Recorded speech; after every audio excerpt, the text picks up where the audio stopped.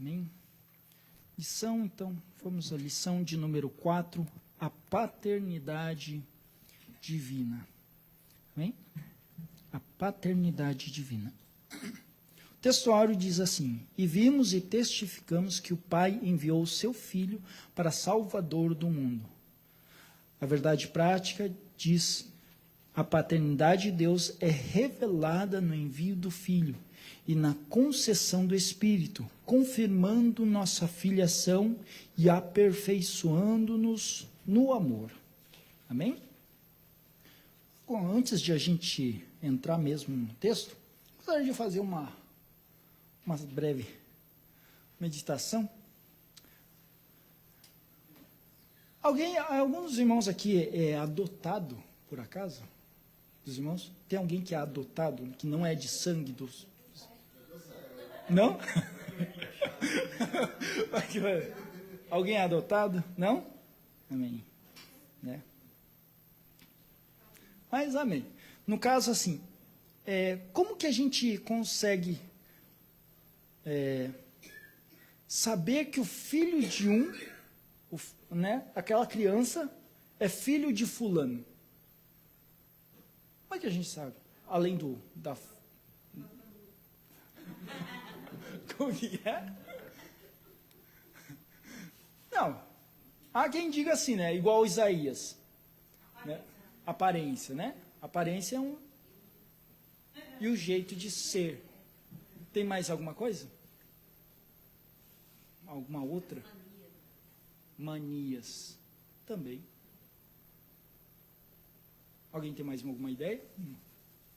Sobre o que dá a descrição assim, esse filho daquele.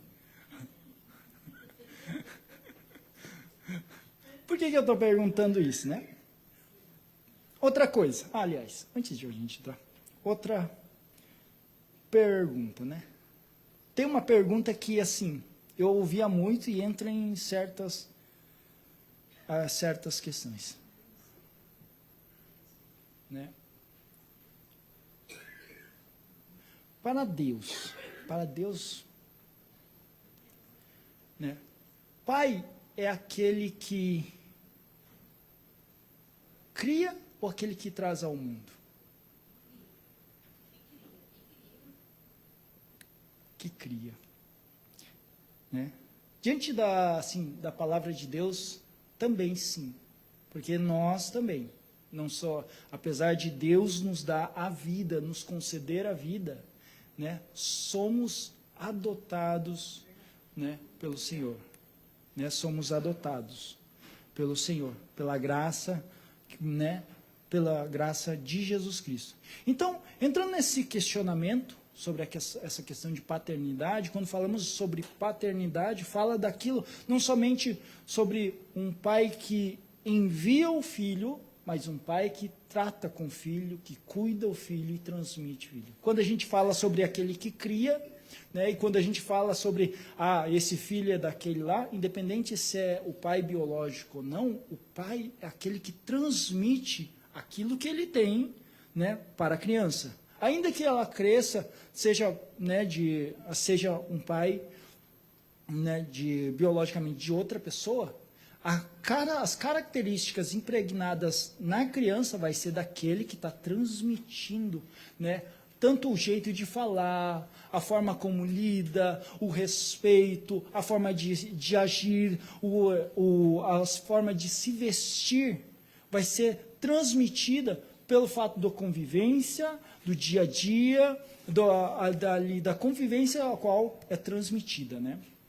Então, quando o Senhor fala sobre a paternidade, Deus é revelada enviando o seu Filho, né? O Senhor, ele não somente veio, foi aos céus, mas deixou a sua palavra e o Espírito Santo. Porque não somente deixou algo para nós a observarmos que é a palavra de Deus, mas nós vivermos a cada dia que é o Espírito Santo de Deus, assim como o Evangelho de João, ele vai descrever isso, que o Consolador ele está conosco e vai ajudar a cada dia nas nossas vidas, no diário, a falar, a pensar. Então, as características do Pai, elas são ensinadas às nossas vidas através do Espírito Santo que em nós habita. Pela palavra de Deus, que em nós também vai sendo formada, né, impregnada. Amém? Está aqui, tudo bem? Glórias a Jesus. Nós vamos para 1 João, a leitura bíblica em classe, que está em 1 João, capítulo 4, do 13 ao 16. Leitura bíblica em classe.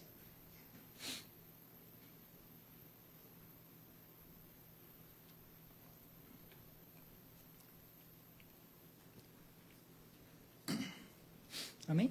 Nisso conhecemos que estamos nele e ele em nós, pois que nos deu do seu Espírito, e vimos e testificamos que o Pai enviou o seu Filho para Salvador do mundo. Qualquer que confessar que Jesus é o Filho de Deus, Deus está nele e ele em Deus. E nós conhecemos e cremos no amor que Deus nos tem. Deus é amor e quem está em amor está em Deus e Deus nele. Né?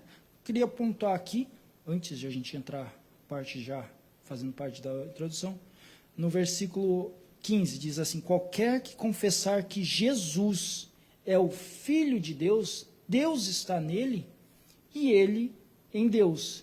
E nós conhecemos e cremos no amor que Deus nos tem. Deus é amor e quem está em amor está em Deus e Deus nele, né? Então a palavra do Senhor, ela mostra que há um ponto, uma condição, que nós, né, para sermos filiados a Ele e entendermos que Deus está em nós e nós estamos em Deus, é aquele que nos liga no Senhor. Quem que nos liga em Deus é o próprio Senhor Jesus, né? Cremos no Filho de Deus, então quem crê nele, quando falamos que quem crê nele, crê naquilo que ele fez, naquilo que é o propósito ao qual ele foi enviado, aquilo que ele fez e aquilo que, né, abençoa as nossas vidas com o que ele fez, então cremos em toda da sua obra que ele veio fazer, então cremos no Senhor e assim nós nos ligamos em Deus e Deus está em nós. Mas essa verdade, ela não é só de conhecimento, mas essa é uma verdade, e aqui está a palavra de confessar essa verdade, conseguir confessar e dizer assim, ó, Jesus é o Salvador. Jesus é o Salvador. Amém? Então, esse é um ponto base para todos nós. Né? Romanos capítulo 10 vai dizer que aquele que confessar, né, com os seus lábios, ele confessa. Né? Vamos abrir lá. Romanos capítulo 10, versículo 9. Versículo 9 e 10. Estou um pouco nervoso mesmo. Romanos 10, 9 e 10. A saber, se com a tua boca confessares o Senhor Jesus e em teu coração creres que Deus o ressuscitou dos mortos, serás salvo. Visto que com o coração se crê para a justiça e com a boca se faz confissão para a salvação. Então não basta dizer que crê, mas ele diz assim, você tem que ter um ato de declarar isso, declarar essa verdade, né? Porque precisa haver testemunho. E quem não fala? Quem é mudo? Né? E quem não fala? Mas ainda que a pessoa não fale com os lábios, ela declara isso, ela comunica isso. Eu creio no que Jesus, ele veio à terra, morreu na cruz, morreu para perdão dos nossos pecados, e ele se entregou pela minha vida. Então ele declara, ele faz a confissão, ainda que ele não consiga usar os lábios, ele consegue declarar, e essa verdade precisa sair de nós, essa confissão precisa sair de nós, para termos o direito da filiação. Amém? Louvado seja o Senhor. Então nós vamos entrar na introdução, Lê para nós, irmão Fernando, a introdução e lê assim, direto aí o ponto 1 do tópico 1. Tá? Por favor. Nesta lição estudaremos como o Pai revela sua paternidade por meio da Trindade. Veremos que esta paternidade é reconhecida na confissão de Cristo e é aperfeiçoada em nós pelo amor, garantindo nossa comunhão com Ele, capacitando-nos a viver com confiança, fidelidade e expressão visível da nossa filiação diante do mundo. 1. Definição de paternidade do Pai. A paternidade é o atributo da primeira pessoa da Trindade, que opera por meio do Filho e do Espírito Santo, um só Deus e Pai de todos, o qual é sobre todos e por todos, e em todos vós. O Pai é a fonte de tudo, Ele é soberano, Ele é o princípio, sem princípio, Ele não é gerado, mas é aquele que gera o Filho, e de quem, junto com o Filho, procede o Espírito Santo. E entender a paternidade divina é uma fonte de consolo. Podemos confiar no cuidado do Pai, pois Ele é o originador de toda boa dádiva. Amém? Glórias a Jesus. Então aqui ele está falando assim, a paternidade é o atributo da primeira pessoa da Trindade, que opera por meio do Filho e do Espírito Santo. Um só Deus, Pai de todos, o qual é sobre todos e por todos e em todos vós, né? O Pai, ele é fonte de tudo, né? A aula passada, acho que foi a aula passada que estava fazendo, como é que a gente descreve para uma outra pessoa? A aula passada, né, que a gente estava vendo, que uma das irmãs falou assim, do rádio, não é? 3 em 1, não é? Eu também, mais ou menos assim, minhas crianças também fizeram essa mesma pergunta. Como é que eles é 3 ou ele é 1? É 3 deuses e é um Deus. E aí eu me peguei também. Só que na minha mão estava a caneta. Assim, aquilo que eu usei foi a caneta. Assim, eu disse, olha, vocês estão vendo isso aqui? A caneta. Aí eu abri a caneta, assim, a tampa, o tubo e a tinta. Eu peguei assim, abri os 3, ó. Esse é a caneta? Não, esse é a tampa. E esse aqui é a caneta? Não, esse é tinta. E esse aqui é caneta? Não, esse é tubo. Aí eu disse, então, é 3, mas ele é 1. Entendeu? Aí como Isaías, ele veio com o naruhodô dele, ele naruhodô. Naruhodô. Mas essa verdade, ele traz são as características que cada um tem em relação à sua função. Não que eles deixam de um ser o outro, mas eles estão, né, unidos, eles são um só, mas eles se trazem sobre as nossas vidas, né, algumas funções que vão trazendo essa diferença. Né? O pai, apesar de ele ser pai, né, apesar de ser pai, e Jesus ser gerado, Jesus é gerado, mas não criado. E a gente vai ver isso diante, porque isso que é a palavra. E o Espírito Santo, apesar de ele ser enviado por Jesus e dar essa sensação de hierarquia, que um sobe e ele envia, se ele não subir, ele não vai enviar, né? Eles trabalham né, de uma forma sem dificuldade, porque eles pensam isso de fazer dessa forma, para que assim, né, o Pai, assim como Jesus, ele ascende aos céus, ele vai aos céus, né, ele faz o envio junto com o Pai e junto com o Espírito Santo. Então, aquele que está junto conosco, que é o Espírito Santo, ele é o Espírito Santo, mas ele é o Deus Pai Todo-Poderoso ao mesmo tempo, é o Filho ao mesmo tempo, ligado da mesma forma. Mas ele atua trabalhando dessa forma.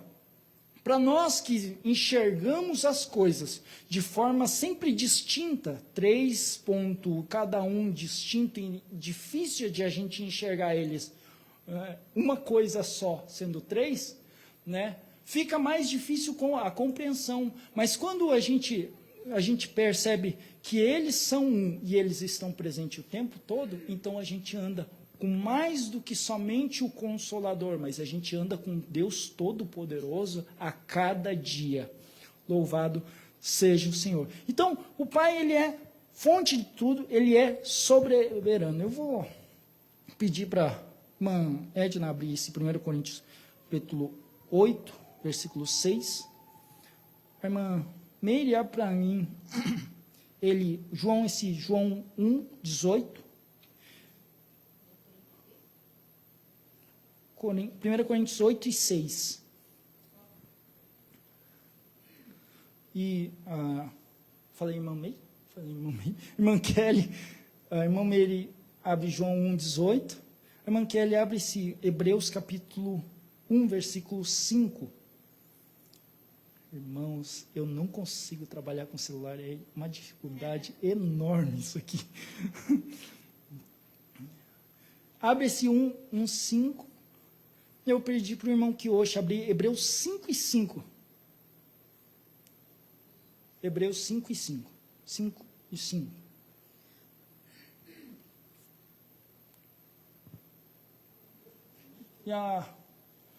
Pedi para a irmã Giane, professora Giane, abrir para nós esse João 14, 26. Tá bom? João 14 e 26. Hebreus 5, 5. Hebreus 5, 5. Amém?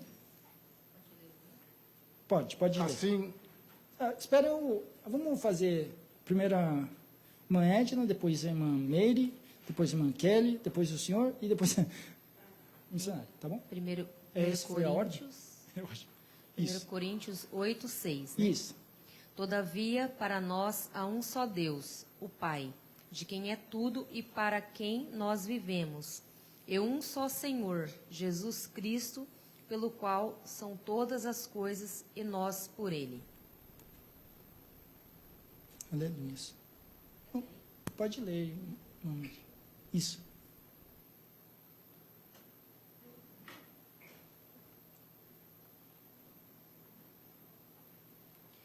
Deus nunca foi visto por alguém. O Filho unigênito que está no seio do Pai, este o fez conhecer. Peraí que eu me perdi. Não, tá certo. Tá certo. Um pouquinho, só eu que me perdi aqui. Isso. Né? Então, em 1 Coríntios, ela fala sobre a soberania. E João 1, 18. João 1, 18. Louvado seja o Senhor. João 1, 18. Deus nunca foi visto por alguém, o Filho unigênito que está no seio do Pai, este o fez conhecer. Então, Deus nunca foi visto por ninguém. Ele é soberano, e é isso que eu quero trazer, esse entendimento.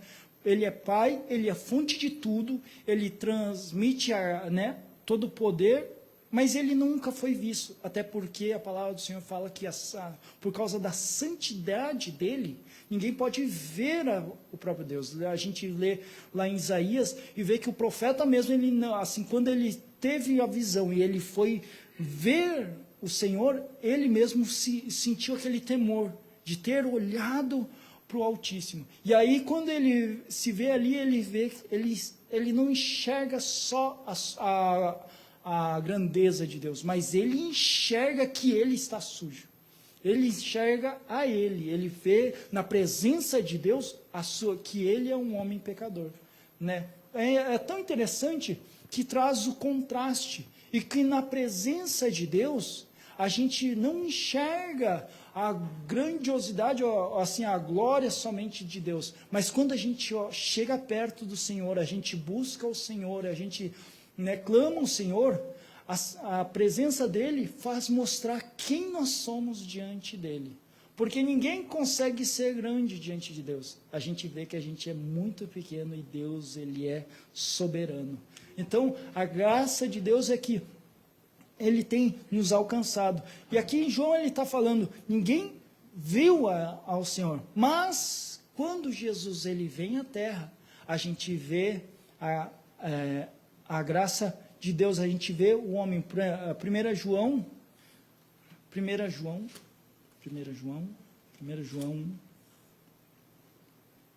1 João 1:1.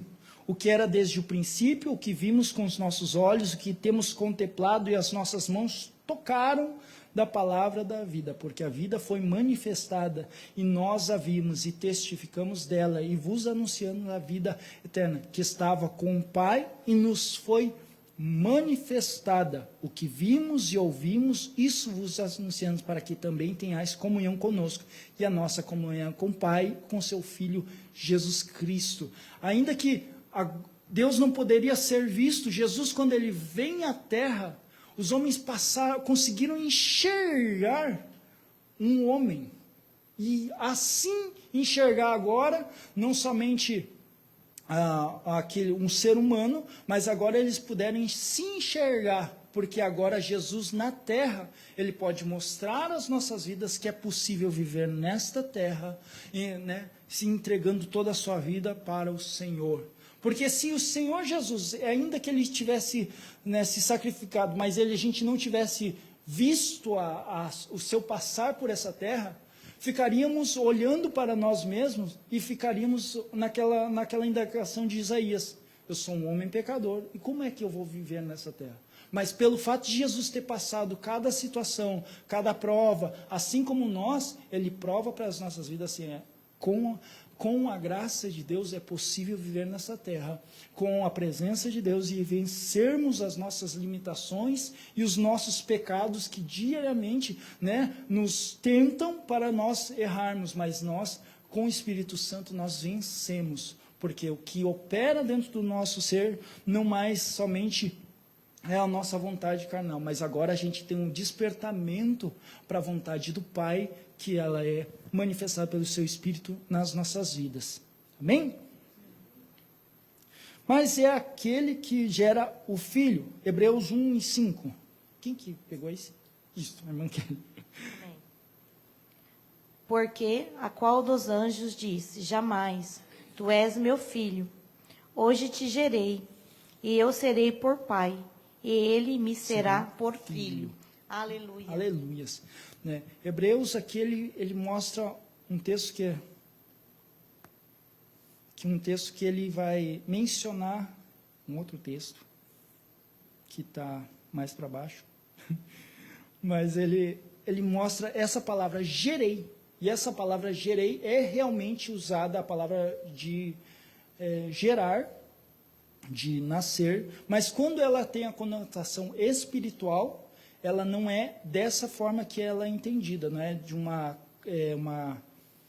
criação do sentido de biológico, de uma formação, mas ela é formada, é como se Deus ele estendesse a sua presença assim para um outro lugar, é como algo que não é algo que é separado, daqui eu tiro alguém que vai ser aqui, separado, mas é esse aqui que ele se estende até aqui. É algo que o próprio Deus ele estende da sua graça, da sua presença para fazer. Então, Jesus, mesmo estando na terra, mesmo ele vindo à terra, mesmo ele sendo gerado no ventre de Maria, ele nunca se separou de Deus para ter que ser gerado como ser humano. Ele sempre esteve ligado ao Pai o tempo todo. Não há essa separação. Há fisicamente um ser humano que caminhou sobre esta terra, mas não a separação do Pai, não a secção, assim, cortar ele e separar como a gente pode tirar, mas ele continuou sendo um mais extenso. Então, quando a palavra do Senhor ele fala assim, eu gerei hoje você, eu gerei, você é meu filho, hoje eu gerei você. A minha tradução acho que é da Revista Atualizada. Eu lhe serei pai e ele me será filho. Fala da função daquilo que ele está descrevendo para Jesus nessa terra. Mostrando, não a Jesus, porque ele sabia, mas mostrando às nossas vidas que essa era a função que ele veio fazer. Amém? E de quem, junto com o Filho, procede o Espírito Santo. João 14:26. Agora, senhor irmão, que hoje... então, por favor, perdão. Mas aquele Consolador, o Espírito Santo, que o Pai enviará em meu nome, esse vos ensinará todas as coisas e vos fará lembrar de tudo quanto vos tenho dito. Isso. Então o Espírito Santo, ele mesmo, ele é enviado no caso, ele é uma extensão, no caso, da parte do Pai e do Filho. Então não há, em tempo algum, uma secção, um corte, uma separação, mas é assim, o tempo todo, uma extensão da graça divina, da bênção divina que veio sobre as nossas vidas. Então João 14, 26 vai falar que o próprio Senhor Jesus e o próprio Pai, eles se enviam o Espírito Santo, mas é uma concordância, né, de uma forma que eles assim, não, agora é isso que nós vamos fazer nesse período, né, nesse tempo, é isso que nós vamos fazer. Então, por causa disso que a palavra se chama, procede do Senhor, né? Amém? Tiago 1, eu pedi o quê para o irmão? É Hebreus 5:5, perdão. Lê para nós Hebreus 5:5. Assim também Cristo não se glorificou a si mesmo, para se fazer sumo sacerdote, mas glorificou aquele que lhe disse: Tu és meu filho, hoje te gerei. Isso. Esse era outro texto. Você é meu filho, hoje eu gerei você. Ele não se glorificou a si mesmo para se tornar sumo sacerdote, mas quem o glorificou foi aquele que lhe disse: você é meu filho, hoje eu gerei você. Amém? Paternidade eterna do Pai. Vou pedir para...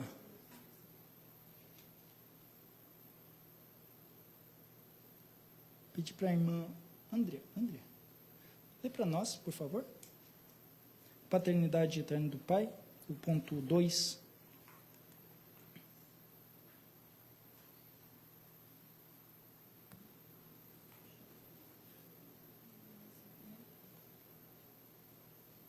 A paternidade de Deus não tem início no tempo. Deus é Pai desde toda a eternidade.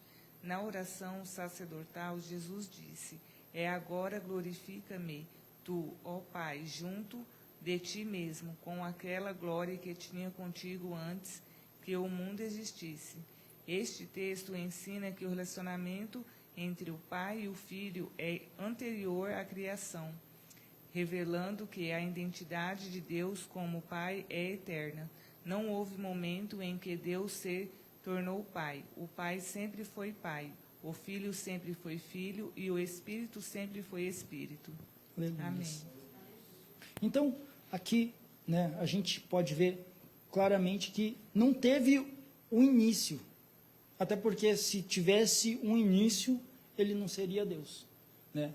O fato de ele sempre ser difícil para a gente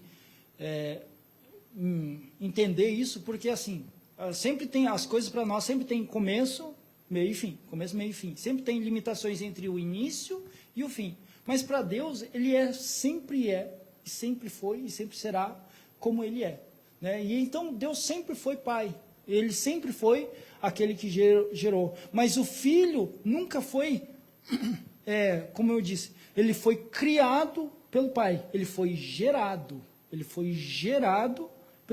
pelo Pai. E ele sempre esteve como filho, porque essa foi a função dele. E o Espírito Santo também, da mesma forma, ele procede do Pai e do Filho. Então, temos esse entendimento, que eles sempre tiveram essa característica, e Deus, ele sempre, assim, se a gente for pensar que o Pai, Deus, ele é um só, e ele é mostrado em 3 pessoas para as nossas vidas, ele sendo um só, né, ele mesmo, ele faz, para ele mesmo, ele traz para nós esse entendimento que uma pessoa, ele trabalha esse mesmo entendimento, carregamos os 3 ao mesmo tempo, né? Carregamos os 3, ainda que o Espírito Santo está conosco, carregamos os 3 ao mesmo tempo, temos ligação, temos comunhão, temos ligação com ele, né, o tempo todo. Louvado seja. Ele não teve início. Amém?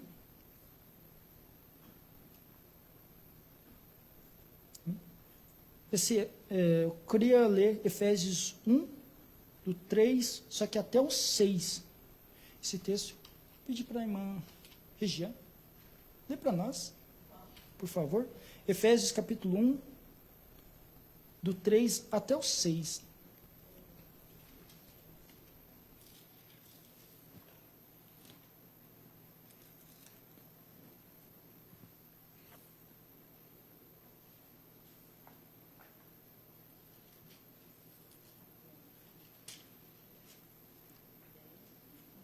Isso.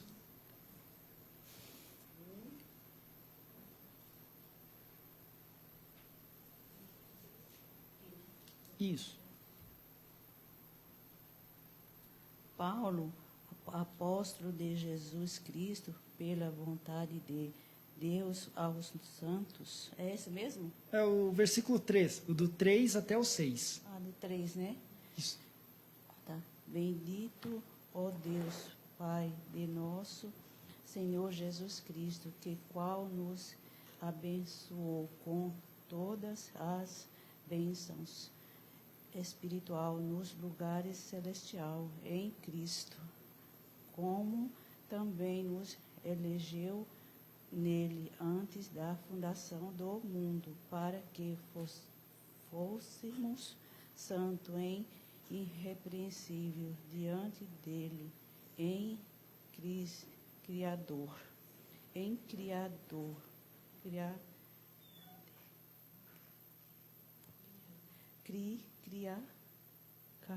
caridade, Isso. tá, é isso? Isso, em caridade. E nos predestinou para filhos de adoção por Jesus Cristo para si mesmo, segundo o beneplácito de sua vontade, para louvor e glória da sua graça, pela qual nos fez agradáveis a si no amado, em quem temos a redenção pelo seu sangue, a remissão das ofensas, segundo as riquezas da sua graça. Isso, até aqui. Amém? Então, aqui a gente vê aqui, o Senhor, ele está dizendo, nesses versículos ele está dizendo assim, nos abençoou, versículo 13, nos abençoou com todas as bênçãos espirituais nos lugares celestiais em Cristo, como também nos elegeu nele antes da fundação do mundo, para que fôssemos santos e irrepreensíveis diante dele em amor, e nos predestinou para filhos de adoção por Jesus Cristo, para si mesmo, segundo o beneplácito segundo a sua vontade, e para louvor e glória de sua graça, pelo qual nos fez agradáveis assim no amado. Então ele nos adotou, ele nos alcançou para sermos filhos por adoção por meio da fé em Jesus Cristo. Pela fé em Jesus Cristo, a gente é adotado pelo Pai. Ele recebe as nossas vidas, porque agora não nos apresentamos somente como uma criatura, mas agora a fé em Jesus Cristo nos faz filhos na sua presença. Ele não nos olha mais como uma criação, mas ele olha para nós como filhos que somos adotados. E aí ele vai dizer assim, pela sua vontade e para louvor e glória da sua graça. Louvado seja o Senhor. Amém? O ponto 3, o pai gerou o filho. Dê para nós, irmão Fernando, cooperador Fernando, por favor. A geração do filho não implica criação. Ele sempre existiu com o pai, com a mesma essência, porque, como o pai tem a vida em si mesmo, assim deu também ao filho ter a vida em si mesmo. Significa que o Deus Pai não recebeu vida de ninguém. Ele é autoexistente. O filho gerado pelo pai também é autoexistente. Implica dizer que o filho não foi criado, mas eternamente gerado.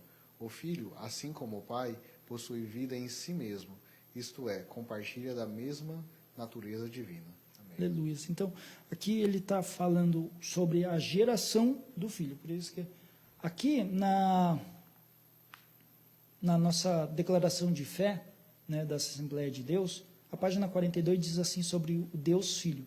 O Senhor Jesus Cristo é desde a eternidade o único Filho de Deus e possui a mesma natureza do Pai, como afirmam os credos, consubstancial com o Pai, em grego homoousios to patri, que significa da mesma substância com o Pai, qualifica a unidade da essência do Pai e do Filho. Jesus disse, eu e o Pai somos um, em João 10:30. Ele é a segunda pessoa da Trindade que foi enviado pelo Pai ao mundo. Ensinamos que o Filho se fez carne, possuindo agora duas naturezas, a divina e a humana, sendo verdadeiro Deus e verdadeira homem. Acreditamos em sua concepção sem pecado no ventre da Virgem Maria. Negamos que tenha sido criado ou passado a existir somente depois que foi gerado por obra do Espírito Santo. Confessamos que o Filho é autoexistente, né? Porque o Pai, como o Pai tem a vida em si mesmo, assim deu também ao Filho ter a vida em si mesmo. Disse-lhe Jesus, em verdade vos digo que antes de que Abraão existisse, eu sou. João 8,58.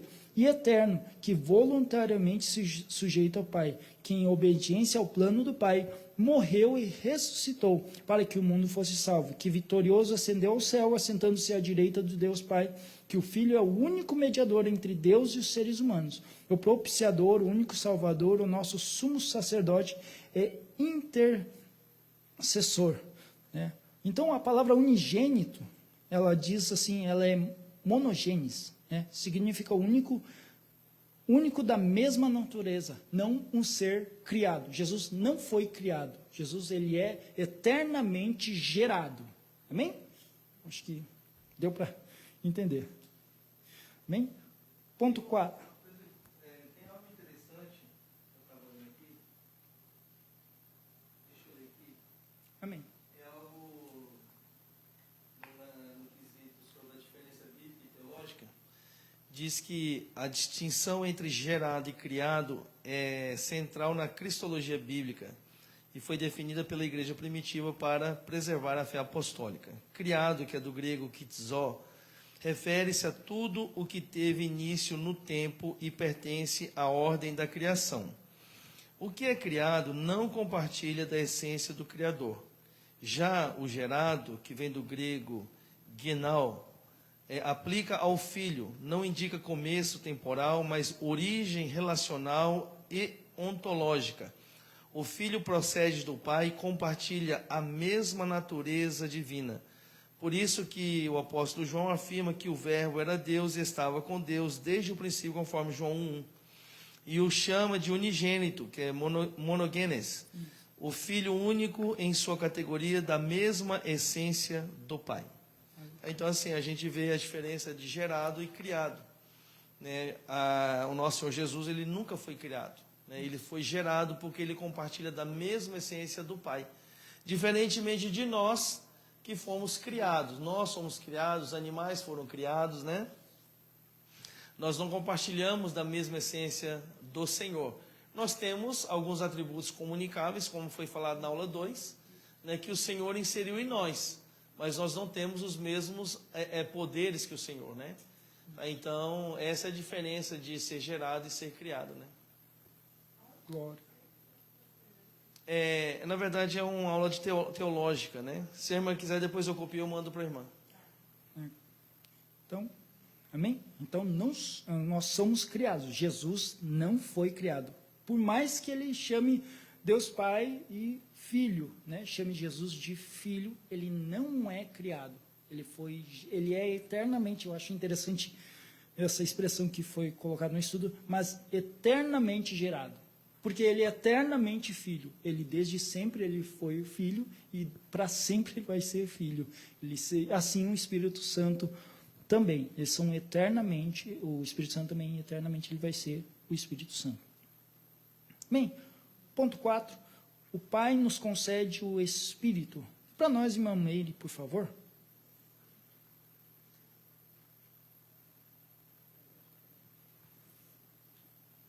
O Pai nos concede o Espírito.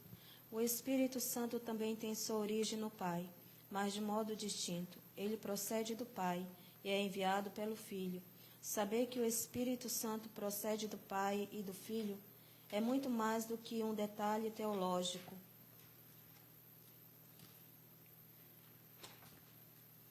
É uma fonte poderosa de segurança para a nossa vida cristã. O Espírito Santo é o próprio Deus, enviado para estar conosco para sempre. Ele nos aproxima do Pai, testemunha ao nosso espírito que somos filhos de Deus e nos guia em toda a verdade. Aleluia. Nos guia em toda a verdade. Então, a função do Espírito Santo, ela apesar de ser, ele procede de Deus Pai e ele é enviado pelo Filho, porque seria assim o plano da salvação em Jesus Cristo e também a evidência da salvação é pelo Espírito Santo que está em nós. Ele faz a sua parte, né, trabalhando nas nossas vidas, falando conosco, para que a gente possa estar firmados nele. Eu queria abrir João 16, versículo 7.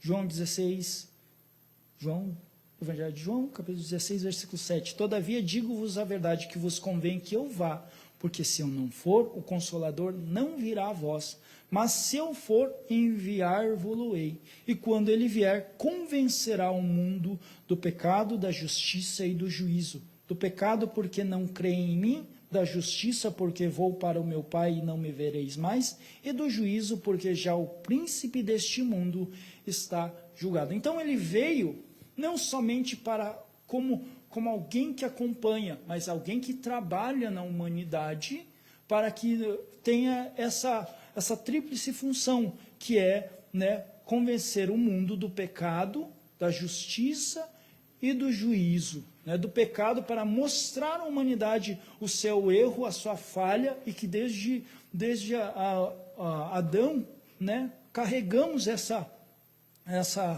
esse problema, né, de sermos pecadores, e da justiça, porque o Senhor ele se entregou, e que por essa justiça que Jesus alcança para as nossas vidas, né, nós também podemos ser justificados. E do juízo que, né, apesar o inimigo ele vai ser condenado, e assim o entendimento, a clareza do entendimento, que aquele que rejeita o Filho, né, sabe o fim. Então ninguém vai ficar, né, achando que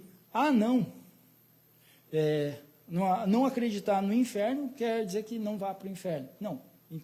Todos nós, algo que a gente proclama e que é para nossas vidas proclamar, sim, que o homem que rejeitar o Filho, né, eles têm algo que o aguarda, que depois da sua morte. Né? Mas e aqueles povos? Sempre surge aqueles povos, né, questionamentos, a palavra sobre os povos que não creem no Senhor, que não tiveram acesso. A palavra, ela nos dá essa orientação de nós não julgarmos, porque a questão de entendermos que há um inferno é para nós, a palavra é para nós, né? Para nós entendermos que há um inferno, mas que os povos, o Senhor mesmo há de julgar cada um deles, né? Segundo justa medida para cada ser humano. Porque o Senhor não vai ser injusto para com as nossas vidas, mas Ele é aquele que vai observar, porque a cada um de nós, Ele vai medir, e assim vai surgir os galardões, assim também vai surgir também para aqueles que forem condenados, né, a sua medida no inferno. Não vai ser da mesma forma, tanto no céu quanto no inferno. Aqueles que estiverem com o Senhor no céu, o Senhor passará as nossas obras pelo fogo, e aí então a gente vai receber o galardão segundo as nossas obras. Também aqueles que estiverem no inferno, segundo as suas obras, eles serão julgados, e cada um receberá a sua medida de forma justa. Amém?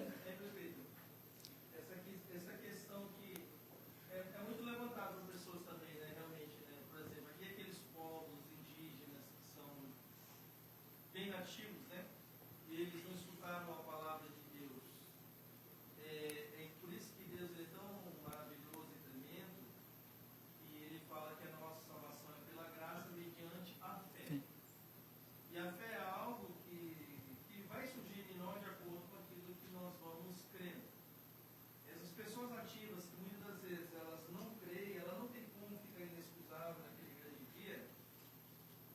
eu acredito que a Bíblia diz em Romanos capítulo de número 1,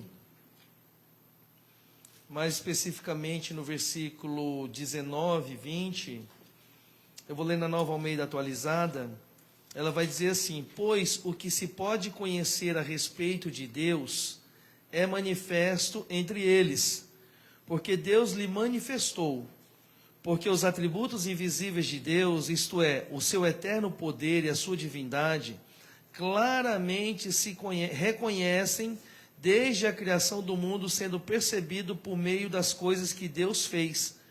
Por isso, os seres humanos são indesculpáveis. Em uma outra versão, na Almeida atualizada, revista e corrigida, ela vai dizer assim para nós, versículo 20 e 21 agora: porque as suas coisas invisíveis desde a criação do mundo, tanto o seu eterno poder como a sua divindade, se entendem e claramente se veem pelas coisas que já estão criadas, para que eles fiquem inexcusáveis, porquanto, tendo conhecido a Deus, não glorificaram como Deus, nem lhe deram graças, antes em seus discursos se desvaneceram, e o seu coração insensato se obscureceu. Nós entendemos esse texto que a natureza, ela testifica da existência de Deus. Isso. Então não temos como dizer, Deus não existe. Quando nós olhamos para a natureza, nós não temos como dizer que a natureza ela surgiu do nada. A natureza, ela simplesmente ela apareceu e está tudo certo. Não funciona assim. Por exemplo, um agricultor, quando ele vai plantar, se ele não tiver todo o cuidado com aquilo que ele está plantando, não vai para frente. Então nós vemos que hoje a natureza, ela só existe porque houve o cuidado de Deus. Deus, ele cuidou da natureza. Deus, ele sustentou a natureza pela sua palavra. Então, não temos como dizer que os povos indígenas, os nativos, eles não vão ser condenados ou que vão ser condenados. Não. A Bíblia é bem clara para nós, que a própria natureza proclama a existência de Deus. E não temos como inventar desculpas diante dessa situação. Então, é só para esclarecer esse ponto, porque muitas pessoas têm dúvida disso, né? Mas fulano não escutou, ele vai ser condenado? A natureza está testificando a existência de Deus. Ele só não crê porque não quer. Então, nós não temos desculpa. E está bem claro no texto aí, para não ficar indesculpáveis. Então, era esse texto que eu estava assim, onde que está o texto? Deus abençoe. Deus abençoe, obrigado. Então, acredito que ficou bem claro sobre essa questão, mas cabe a nós olharmos sobre aquilo que Deus está fazendo, a palavra que está em nós, para nós caminharmos. Os povos, Deus há de tratar com cada uma de forma individual, de forma particular, não cabe ao homem ficar condenando os povos, cabe a nós olharmos para aquilo que Deus faz conosco e nós nos preocuparmos com a nossa salvação. Só um ponto que eu gostaria de... um texto que está na declaração de fé também, ele diz assim: negamos que o Espírito Santo seja apenas um atributo da divindade, porque ele é Deus e Senhor. A obra do Espírito Santo é dar prosseguimento ao plano de salvação, idealizado por Deus e executado pelo Deus Filho. Ensinamos que o Espírito Santo possui o papel de regenerar, purificar e santificar o homem e a mulher, e que é ele quem convence o mundo do pecado, da justiça e do direito, quem concede a segurança da redenção e capacita o salvo para serviço cristão, que guia, dirige e conduz o povo de Deus, que inspirou os profetas e apóstolos bíblicos, reparte os dons espirituais e produz nas pessoas virtudes que refletem o caráter de Deus, denominado fruto do Espírito. Amém? Então, o Espírito Santo, ele tem muito mais, ele trabalha nas nossas vidas e interage conosco, para que nós estejamos fazendo a vontade e produzindo o fruto a qual glorifica o nome do Senhor. Amém? Tópico 2, vou pedir para o irmão Kiyoshi, lê para nós, reconhecendo a paternidade do Pai, o ponto 1, confessar a Cristo como Filho.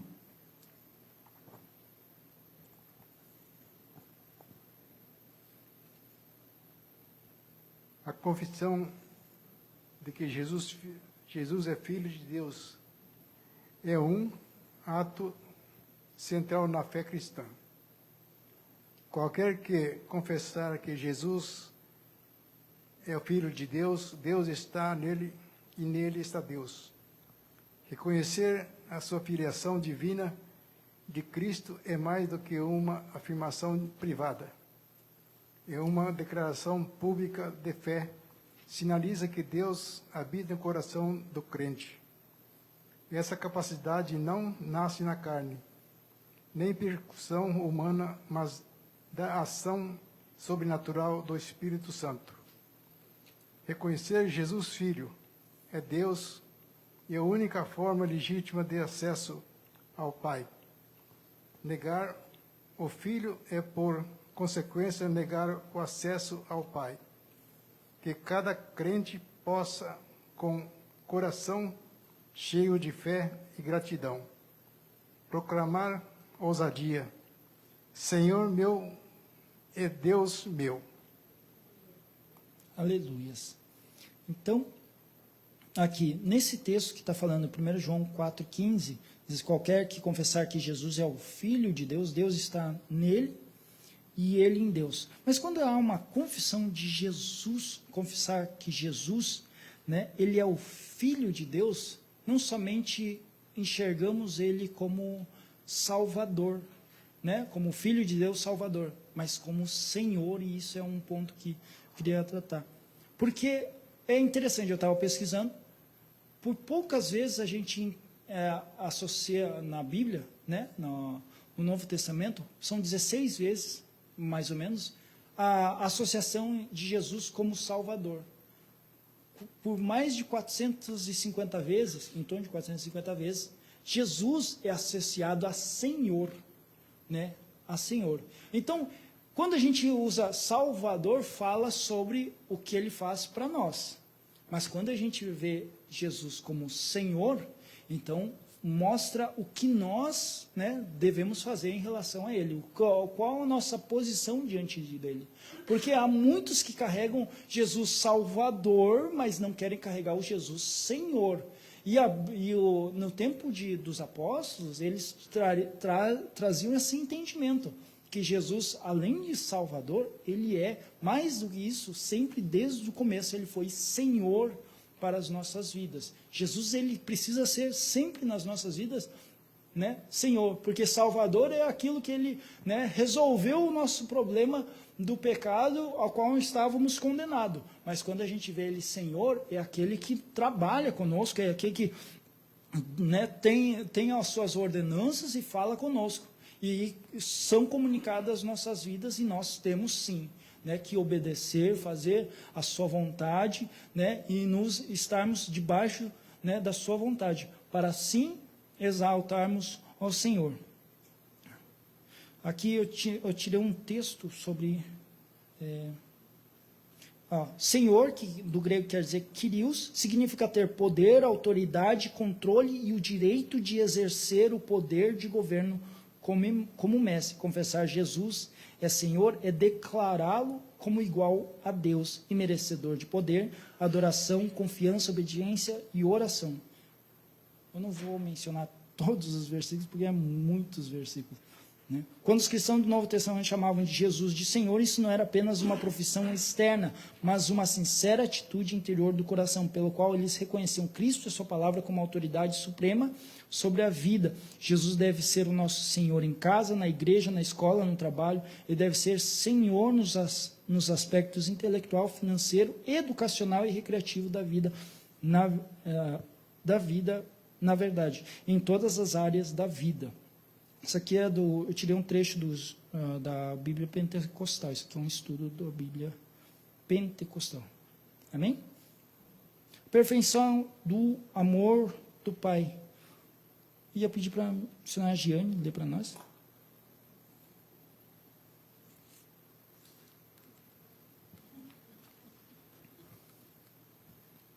Perfeição do amor do Pai. O amor faz parte da natureza do Pai, e nós conhecemos e cremos no amor que Deus nos tem. Deus é amor, e quem está em amor está em Deus e Deus nele. O amor do Pai é sacrificial, demonstrando ao enviar seu Filho. Esse amor nos adotou, fomos aceitos por ele, com todos os direitos de filhos legítimos. Esse amor é inquebrável. Nenhum poder ou circunstância poderá nos separar deste amor.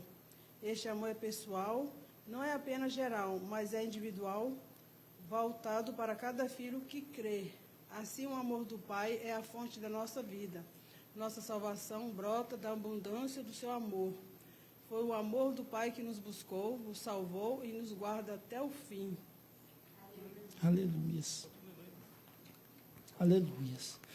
Então, o amor do Pai, ele foi derramado sobre nós. Nós reconhecemos em João 3,16, porque Deus amou o mundo de tal maneira que deu seu Filho unigênito para que todo aquele que nele crê não pereça, mas tenha a vida eterna.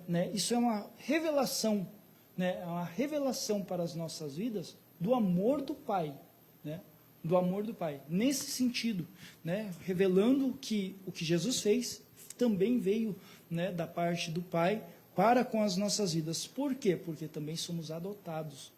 Então, esse amor se alcançou as nossas vidas. Veio de encontro. 1 João 3:1, vede que quão grande amor nos tem concedido o Pai, a ponto de sermos chamados filhos de Deus. E, de fato, somos filhos de Deus. Por essa razão, o mundo não nos conhece, porquanto não conheceu a Ele mesmo. O amor do Pai, alcançou as nossas vidas e agora somos chamados de filhos. Então, Deus, ele não ama de uma forma, tem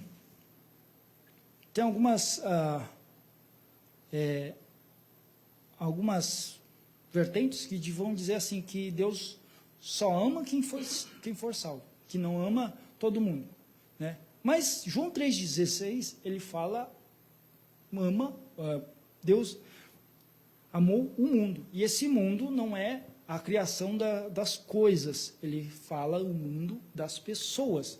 Ele amou toda a humanidade, a ponto de enviar o seu Filho para salvar.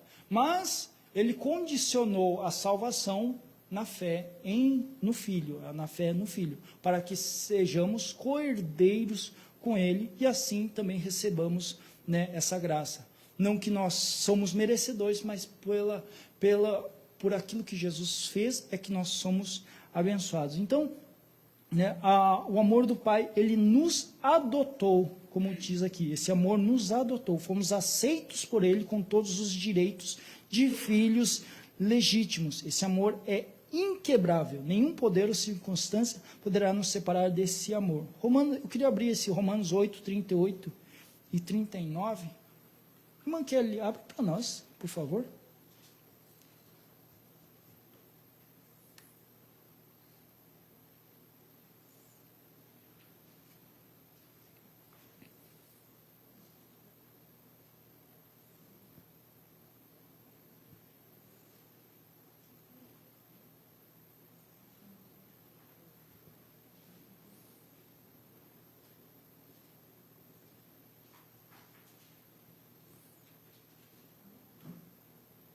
Isso, Romanos 8, 38 e 39.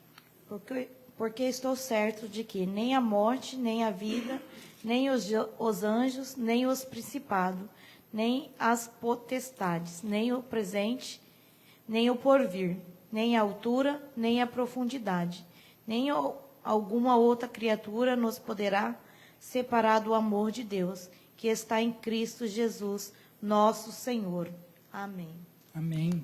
Então, ele vai demonstrar para nós que ele é inquebrável, É inquebrável isso, Que não há coisa nessa terra que possa nos fazer afastar, a não ser a nossa rejeição.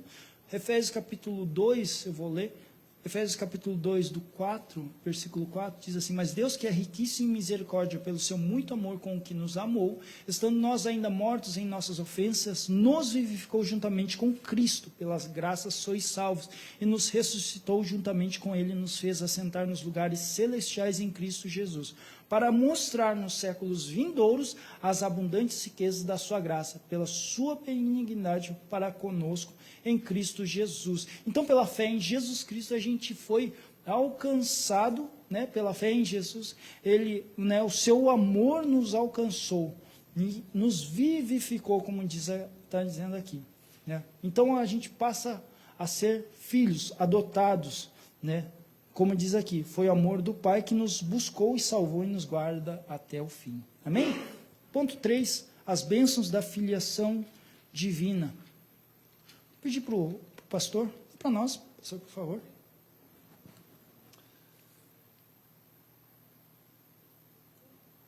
As Escrituras afirmam que o amor de Deus lança fora todo o temor, especialmente o medo do juízo. Nisso é perfeito o amor para conosco, para que no dia do juízo tenhamos confiança. Essa confiança estabelece a segurança da nossa condição como filhos de Deus. O crente não é mais um escravo ameaçado pelo castigo eterno, mas um filho livre, amado e aceito em Cristo. Isso não significa que o crente não possa perder a salvação, mas sim que o Espírito Santo, habitando em nós, testemunha a nossa filiação, extinguindo o medo da condenação. O verdadeiro amor, aperfeiçoado em nós pelo Espírito, remove o medo, pois, no amor, não há temor. Antes, o perfeito amor lança fora o temor. Aleluia. Então, o ponto 2 eu estava falando, né? Nada que existe nessa terra nos separa do amor de Deus. Porém, é possível perder a salvação, né? Como está falando aqui.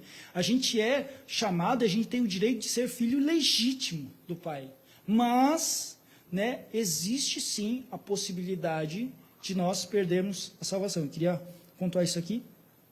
Eu queria abrir alguns textos. Hebreus capítulo 6, do 4 ao 6. Lê para nós, irmã Edna, por favor.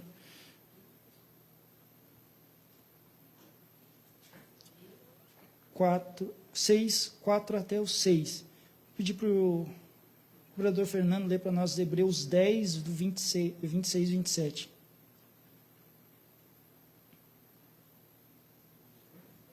Hebreus 10, 26 e 27.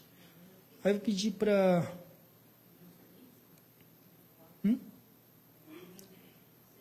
6, 4 ao 6.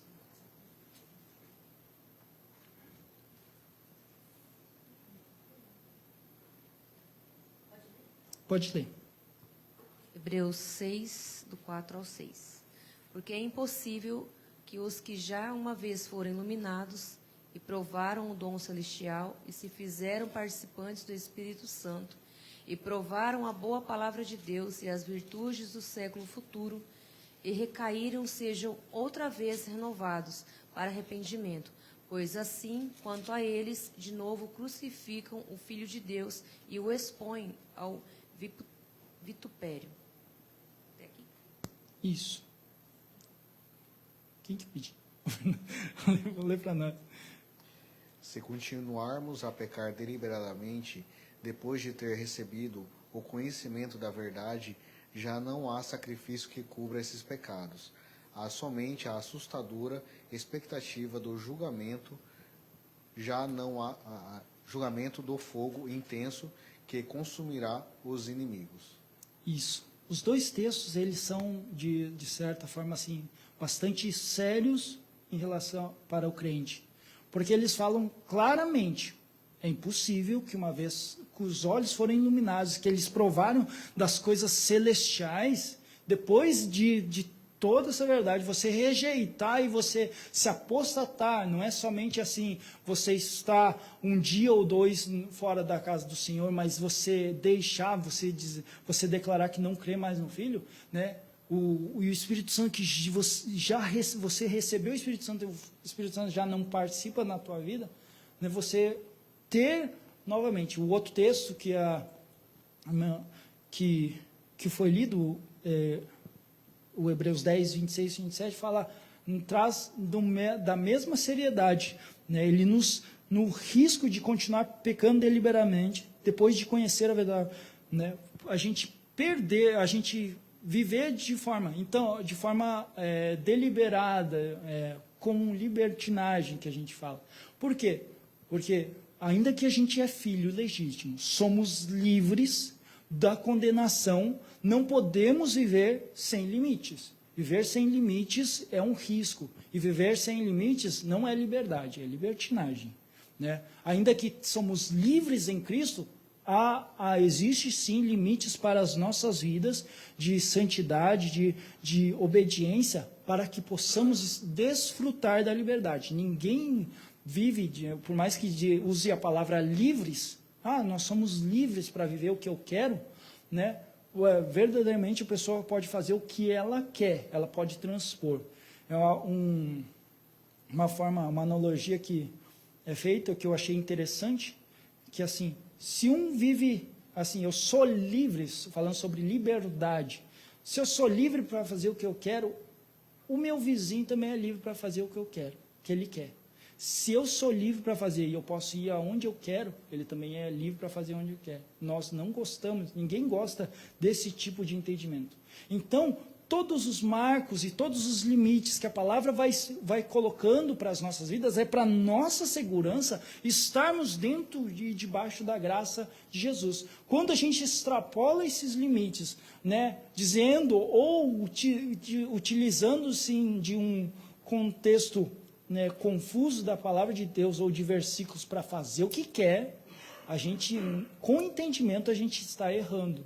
E com entendimento estamos nos afastando do Senhor. Para estes, o Senhor ele vai colocando assim, vocês estão se apostatando, vocês têm entendimento da verdade, mas mesmo assim vocês querem viver de uma forma contrária àquilo que uma vez vocês já foram advertidos. Então, para nós, é uma seriedade, sim. O tempo da graça que nós vivemos, né, e essa liberdade que temos em Cristo, né, ela é de forma saudável para as nossas vidas, vivermos, adorarmos a Deus e termos um relacionamento com o Todo-Poderoso de uma forma maravilhosa. Mas não quer dizer que a gente pode extrapolar os limites que Ele impôs, porque Ele impôs para nós estarmos, né, desfrutando da legitimidade de sermos filhos.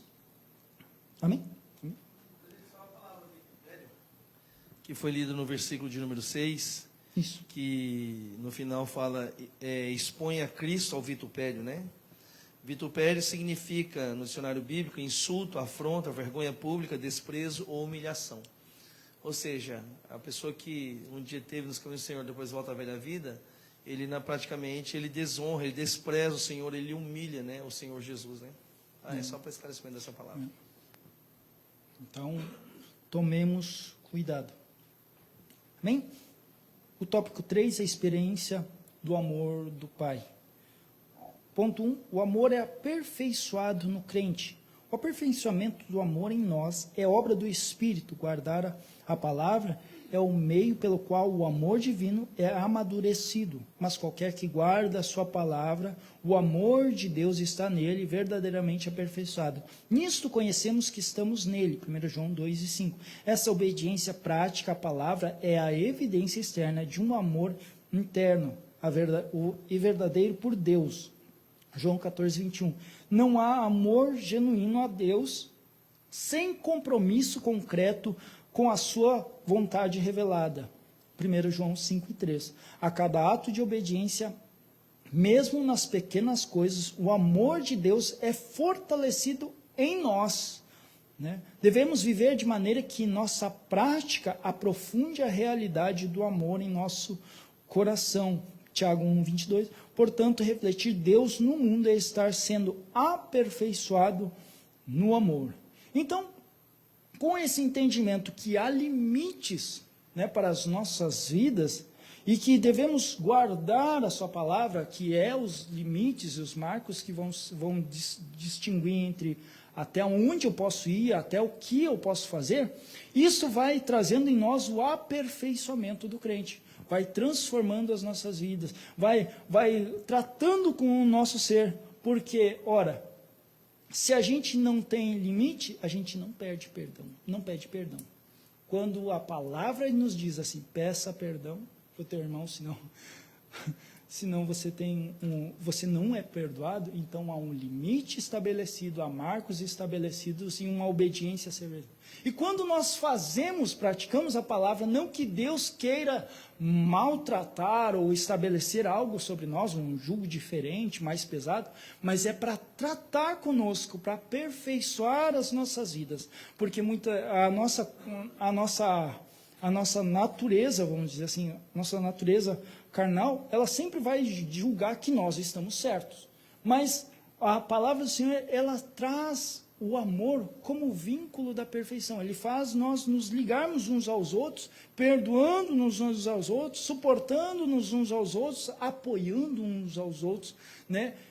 Reconhecendo, tendo compaixão dos outros, para que nós não olhássemos mais as pessoas ou aquele que nos afronta somente por um olhar de julgamento ou de condenação, ou de eu estou certo, ela está errado, mas eu olhar como Deus nos olha, porque assim como Deus nos perdoa, né, Ele quer que nós perdoamos, e se nós perdoamos uns aos outros, né, nós liberamos o perdão, né, ou pedimos perdão, o perdão de Deus, ele é válido sobre as nossas vidas. Ainda que eu creia em Jesus Cristo, na morte, na ressurreição de Jesus Cristo, ainda que eu entenda que o Espírito Santo, ele está na terra, mas se eu não vivo o aperfeiçoamento que Jesus ele nos concede, que o Pai nos concede para tratar conosco, né, nós estamos rejeitando a orientação dele, a orientação do Pai sobre as nossas vidas. Porque ele abre uma porta, mas ele quer tratar conosco nesse caminho estreito e nessa porta. Ele quer tratar com as nossas vidas, trabalhando. Por isso que ele diz assim, o amor é aperfeiçoado no crente.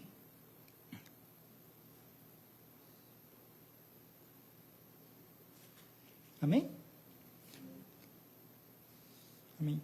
Ponto 2, o amor é a marca dos filhos de Deus. Quem que é um bicho? É para nós, irmã Kelly.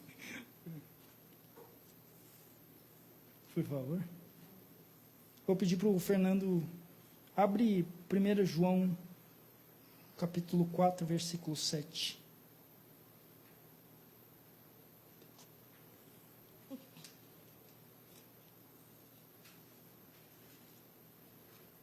Amém? Amém. Pode ler, por favor.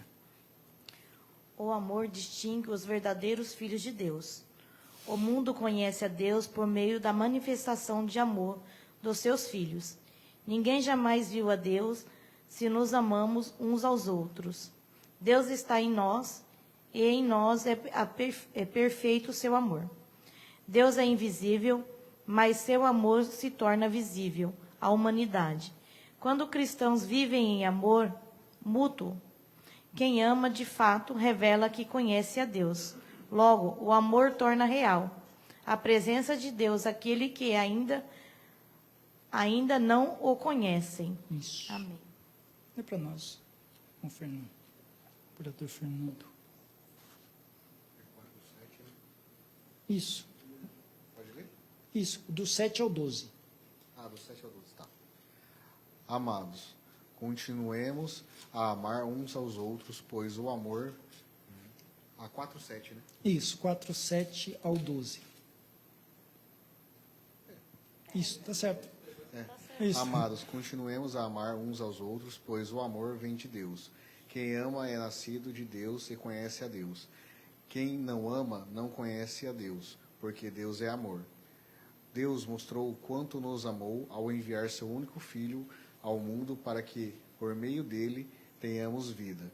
É nisto que consiste o amor. Não em que tenhamos amado a Deus, mas em que Ele nos amou e enviou seu Filho como sacrifício para o perdão dos nossos pecados. Amados, visto que Deus tanto nos amou, certamente devemos amar uns aos outros. Ninguém jamais viu a Deus, mas se amarmos uns aos outros, Deus permanece em nós e seu amor chega em nós à expressão plena. Isso. Então aqui a gente vê que o apóstolo João ele está expressando assim, o amor tem que estar na característica do crente. Por quê? Porque o amor vem de Pai, de Deus. Quando a gente começou a aula, eu estava perguntando como que a gente reconhece o filho de fulano, porque as características estão nos filhos. Nós, como os filhos de Deus, essa característica que é do Pai, ela tem que aparecer pelas nossas vidas. Nós cremos no Senhor, no seu amor, naquilo que toda a obra de salvação que o Senhor ele expressou, fez para nós desfrutarmos. Mas essas características elas vão estar em nós e através de nós, aqueles que não conhecem a Cristo, eles passam a conhecer, ainda que não sejam muitas as palavras, ainda que não sejam muitos ela não ouça a pregação, mas a pessoa vai perceber Cristo nas nossas vidas, pelos nossos atos, pela nossa atitude e pela expressão de amor que está em nós. Então, a palavra, ela traz essa importância de nós expressarmos aquilo que Jesus colocou em nós e que através de nós faz testemunho aos corações. Amém? Você falando aí sobre a questão do amor, né? Sobre essa questão do amor que as pessoas perceberão através das nossas ações, né? Aí nós vamos ler o versículo 20 que o Fernando leu. O capítulo que o cobrador Fernando leu. Você lê para nós aí, cobrador? 1 João 4, versículo 20. Aí vai mostrar a ação verdadeiramente da pessoa que tem o amor de Deus. Versículo 20. Se alguém afirma, amo a Deus, mas odeia o seu irmão, é mentiroso, pois se não amamos nosso irmão, a quem vemos, como amaremos a Deus, a quem não vemos? Ele nos deu esse mandamento, que é quem ama a Deus, ame também seus irmãos. Seu irmão. Essa aí conclui toda essa ação, né, onde verdadeiramente nós vemos que a pessoa é uma pessoa de Deus, quando ela ama o irmão. E amar ao irmão não significa que o irmão tem que ser perfeito. Nós amamos o irmão em suas imperfeições, né? Então, acho que hoje o maior papel, o maior problema na igreja é a demonstração desse amor. Porque todo mundo, muitas vezes nós queremos que as pessoas sejam o quê? Igual a nós. Pense igual a nós, haja igual a nós, e não funciona assim. O mundo não é assim. Se fosse assim, o mundo era perfeito. É verdade. Né? Então, nós devemos amar os nossos irmãos com suas imperfeições. E muitas das vezes nós julgamos os nossos irmãos, falamos que amamos a Deus, mas julgamos os nossos irmãos, condenamos os nossos irmãos, não amamos os nossos irmãos. Aí, João ele vai tratar desse assunto nesse versículo 20. Como nós podemos dizer que amamos a Deus, ao qual nós não vimos, e né, Não amamos o nosso irmão pelo qual nós estamos vendo? Aquele que nós enxergamos, nós não amamos, e aquele que nós não vemos, dizemos que amamos, aí a Bíblia fala o quê? Tu é mentiroso. Então, a nossa ação ela tem que condizer com essa palavra. É amar os nossos irmãos com as suas imperfeições. Tá? Então, fica a dica aí. Vocês têm que me amar, irmãos. Vocês têm que me amar. Veja que o crente ele é aperfeiçoado, né? Não é só a gente ver assim, o que eu não posso fazer, ele também é o que eu preciso fazer. Amar. Louvado seja o Senhor. Bem, o ponto 3, e a gente encerra, fomos amados primeiro. A essência da vida cristã está fundamentada no fato de que Deus nos amou. Nós o amamos porque Ele nos amou primeiro. 1 João 4,19.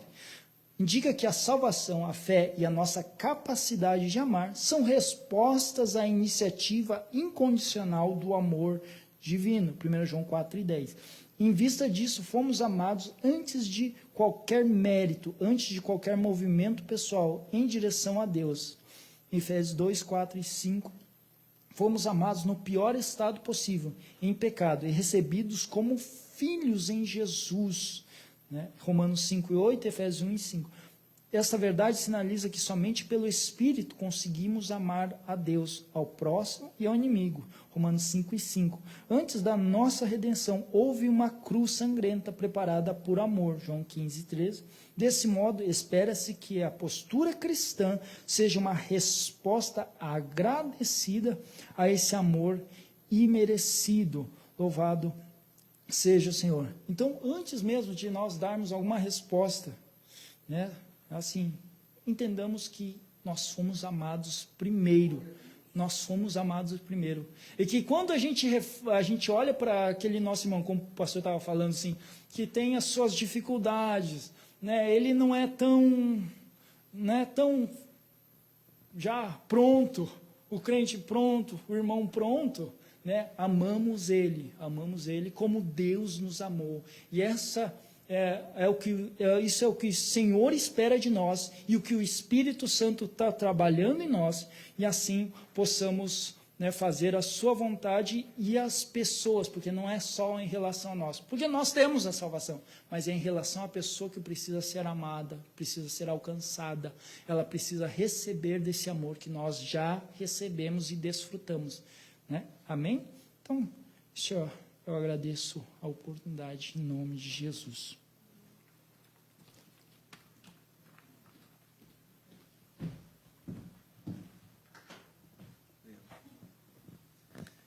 Glória a Deus. Que aula abençoada, né, irmãos? Gostaram da aula? Amém? Jesus é para você o quê? Salvador? Ou Ele é Senhor? Ou Ele é Salvador e Senhor para você? É de se pensar, né, irmãos? Nós precisamos pensar, avaliar. Entender se Jesus realmente na nossa vida Ele é só Senhor ou se Ele é só Salvador. E ficou bem clara a explicação do presbítero Ricardo aqui, que Salvador, na verdade, foi a ação de Deus para conosco. Né? Agora, Senhor é a nossa ação para com Cristo, com o Senhor. Né? Então, irmãos, o que Jesus é para você?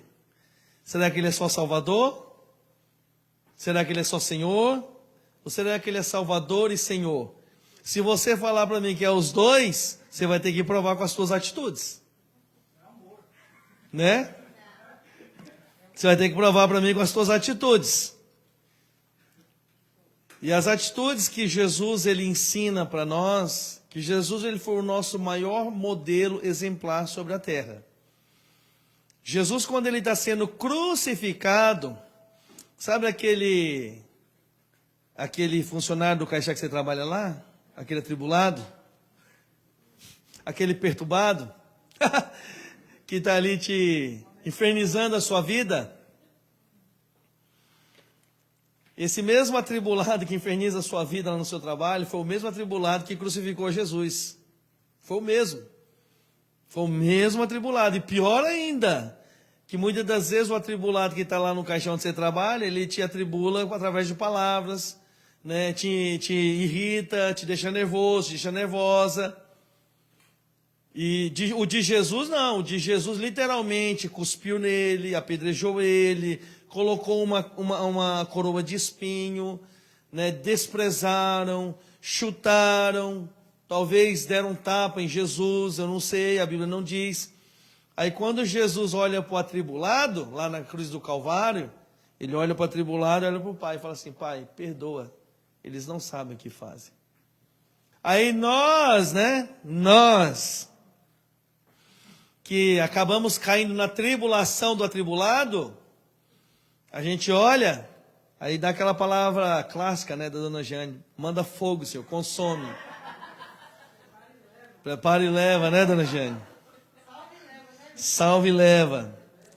Mas a verdade é que muitas das vezes, irmãos, as nossas atitudes não condizem com aquilo que nós proferimos.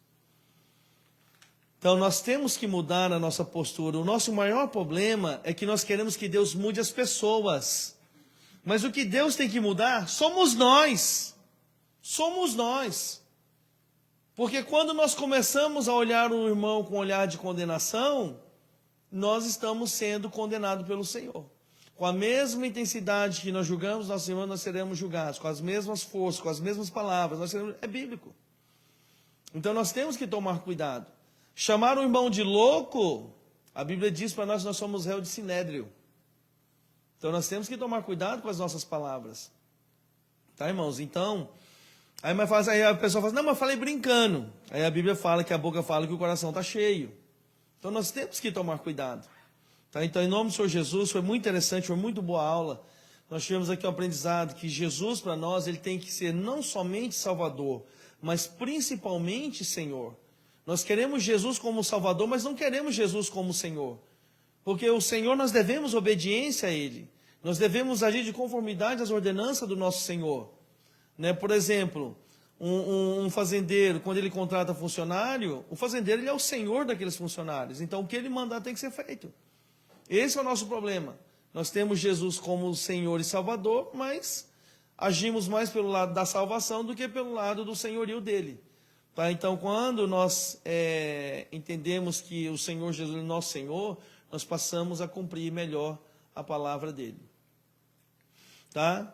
E foi tratado também no quesito amor, né? E o amor, irmãos, é algo que nós gostamos de amar quem nos ama, né? Mas Jesus, ele nos ensina, né, que nós não devemos apenas amar, né, aquele que nos ama. Né? Quando Jesus ele fala sobre os mandamentos, ele literalmente ele define em 2: amarás ao teu Deus de toda a tua força, de todo o teu coração, né, de toda a tua intensidade. Aí ele vai falar o segundo, ele fala, e o segundo é semelhante a esse: amarás o teu próximo de todo o teu amor, de toda a tua intensidade, de toda a compreensão, né? Tu amarás o teu próximo como a ti mesmo. Olha como que Jesus ele intensifica que nós devemos amar o nosso próximo, assim como nós amamos a Ele. Né? Talvez muitas pessoas, né, hoje nós cristãos amamos ao Senhor, porque o Senhor ele nos trata de uma forma perfeita, harmônica. E às vezes nós não amamos o nosso próximo, porque o nosso próximo muitas das vezes nos afronta. Mas é isso que Jesus está falando, você tem que amar Ele. O nosso próximo não é os que estão próximos de nós, somente os que estão aqui na igreja. O nosso próximo são aqueles que nos odeiam.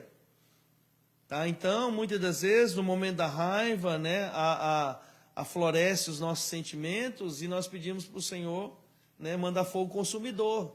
Mas não é isso que Deus ele quer. Então, Jesus, se você parar para analisar, Judas, o próprio Senhor Jesus falou assim, Judas, o diabo entrou em tu. O diabo entrou em Judas, foi a palavra de Jesus, o diabo entrou em tu. Não muitas das pessoas que estão do nosso lado não são assim? O diabo parece que não está dentro? Pois é. Mas mesmo assim, Jesus andou com Judas até o fim da vida dele. Até o fim da vida dele. Olha que no fim da vida dele, ele ainda entregou Jesus por 30 moedas de prata. Só que Judas, ele não se arrependeu. Ele remorsou, ele teve um remorso. Quando ele viu que Jesus foi preso, o que ia acontecer com Jesus, ele foi lá e devolveu as 30 moedas. Eu penso, você é problema teu. Não, eu quero devolver. Ele foi problema teu, já está feito. Não teve como voltar atrás. Por isso nós temos que pensar 2 vezes antes de nós tomarmos as decisões, que uma vez feita não temos como voltar atrás. Tá? Com palavras, com atitudes, se nós não pensarmos, né, direito, irmãos, isso vai causar grandes problemas para nós. Aí nós vamos querer consertar e às vezes não vai ter como consertar, porque você já fez errado agindo na emoção. Irmãos, a emoção, ela faz com que nós venhamos, tá, a pecar, a errar. E quando nós agimos pela emoção, irmãos, infelizmente, nós sofreremos graves consequências. Tá? Então tome cuidado em nome do Senhor Jesus. Amém? Deus abençoe. Irmãos, que aula abençoada nós tivemos no dia de hoje. Tá? Em nome de Jesus. Semana que vem, a lição de número 5, o Deus Filho. Irmãos, olha, eu não sei você, mas eu tenho aprendido muita coisa nessa revista. Tá? Eu tenho aprendido bastante coisa. Né? Hoje mesmo, né, o presbítero falando a questão do Salvador e ser Senhor, a questão do amor. Lógico que a gente já sabia, mas relembrar nunca é tarde e traz a lembrança e aonde gera um temor mais no meu coração. Realmente, Jesus ele não é apenas o meu Salvador. Jesus ele é o meu Senhor. E se ele é o meu Senhor, ele amou até os que o odiaram, quem sou eu para condenar os que me odeiam? Eu tenho que amar eles também. Eu tenho que amar eles. Hoje mesmo eu estava aqui, irmãos, orando. Eu orei pelos inimigos também. Orei. Graças a Deus, o Ricardo ele orou hoje aqui no microfone. Eu falei, eu vou orar pelos inimigos hoje. Senhor, aqueles que me odeiam, aqueles que não querem estar do meu lado, aqueles que inventam coisa de mim, tenha misericórdia, perdoa, ajuda eles. Irmãos, eu orei pelos inimigos hoje. Glória a Deus. Amém? Pode ligar aí, cobrador.